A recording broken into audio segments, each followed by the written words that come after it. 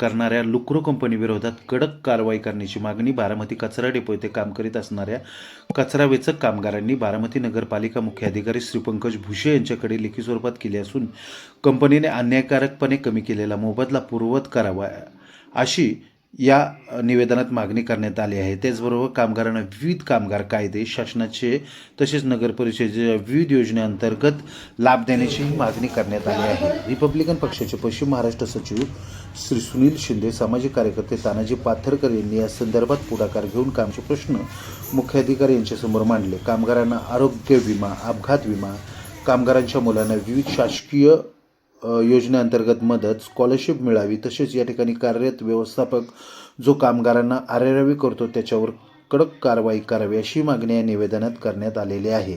या आंदोलनाची गांभीर्याने दखल घेऊन मुख्य अधिकारी पंकज भुसे यांनी चौकशीचे आदेश देऊन 8 दिवसात कारवाई करण्याचे आदेश दिलेले आहेत। यावेळी नूतन नगरसेवक तथा आरोग्य निरीक्षक माजी राजेंद्र सोनवणे हे या ठिकाणी उपस्थित होते।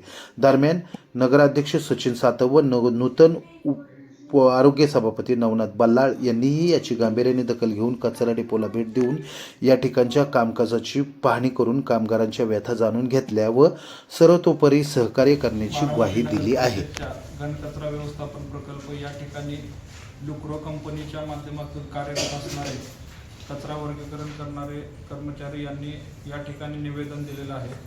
त्या निवेदनाच्या अनुषंगानं पगारवाढ करण्याबाबत, त्याचप्रमाणे कंपनीच्या नियमाप्रमाणे सेवा सुविधा मिळणे, कंपनीचे ओळखपत्र मिळणे, आरोग्य आरेरावीची दमबाजीची भाषा आणि पेक्षा कमी रेट मिळणे,